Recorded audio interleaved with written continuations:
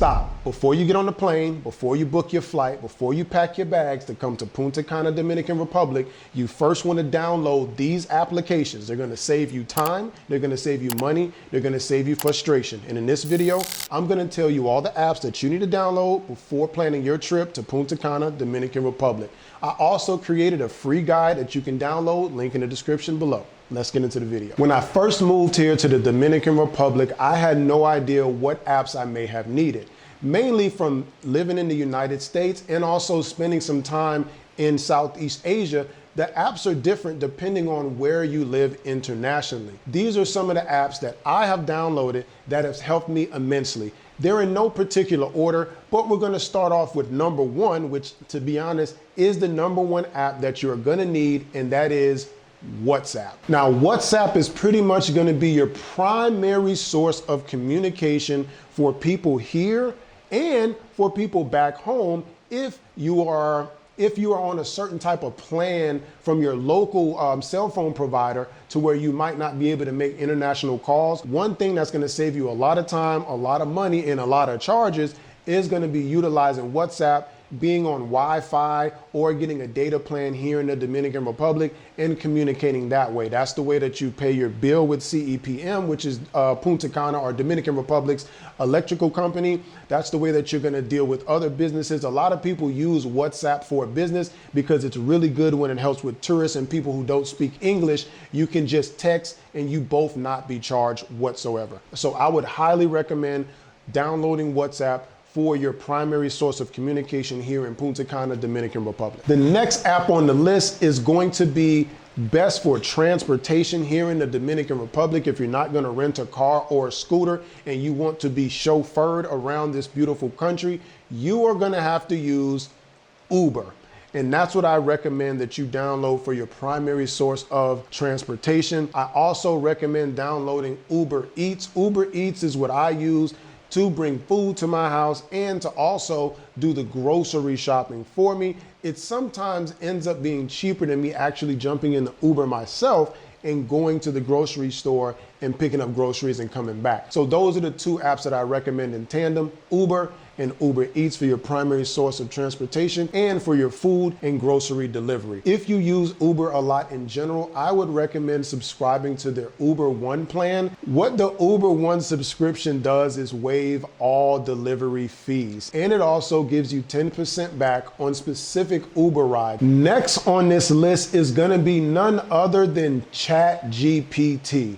Now, I know most people use Google Translate when it comes to communicating abroad or with anyone with a different language. Now, hear me out.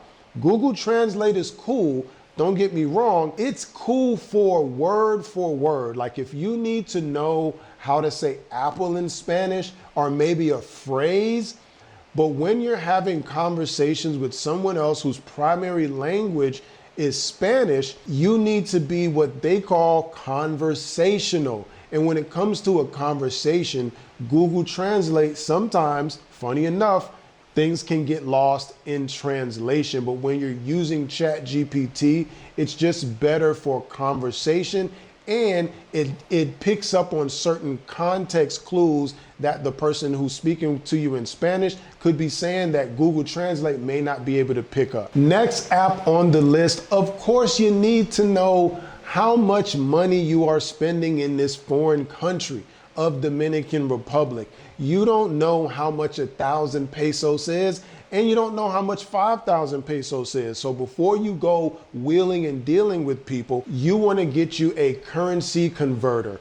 To be honest with you, I don't recommend any converter in particular. To be honest with you, you can ask ChatGPT, to be honest. But if you want something that's quick and you can just kind of point it in, download you a currency converter, because you do not want to get gypped, or you do not want to lose focus because you're not familiar with Dominican pesos and you're spending these joints like Monopoly money. The next app on the list, of course, is going to be Google Maps. Now, most of you already have this app on your phone natively, so you're most likely going to have it anyway. And of course, you're using Google Maps to find addresses, but Google Maps is not only good for just finding addresses, you can also save these addresses. You can drop a pin for certain places that you see.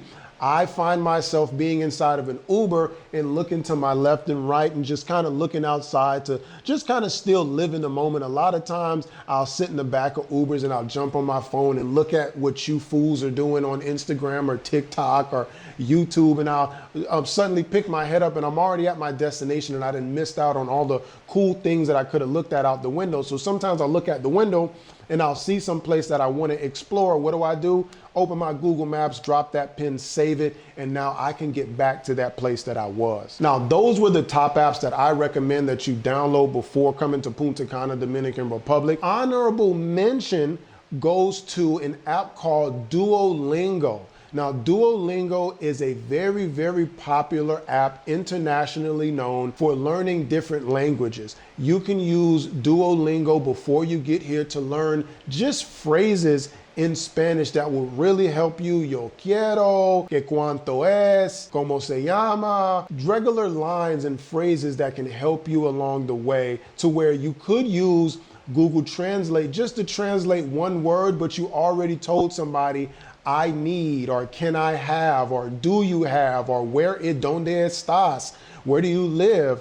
Things like that can really help you before moving abroad. You don't want to lean too much on ChatGPT and Google Translate every time you have to say something, especially when you're repeating the same things over and over again, for the most part, while you live here in Punta Cana. If you are already in Punta Cana, or if you visited Punta Cana before, you tell me, what apps do you all use? Do you like Google Translate better than ChatGPT? Let me know in the comments below. Also, I put together a free guide that you can download that'll help you as your starter guide here to Punta Cana. You can download that link in the description. If you like content like this, if it brought you some value, subscribe to the channel, give this video a like, it helps with the algorithm, and I'll see you on the next one.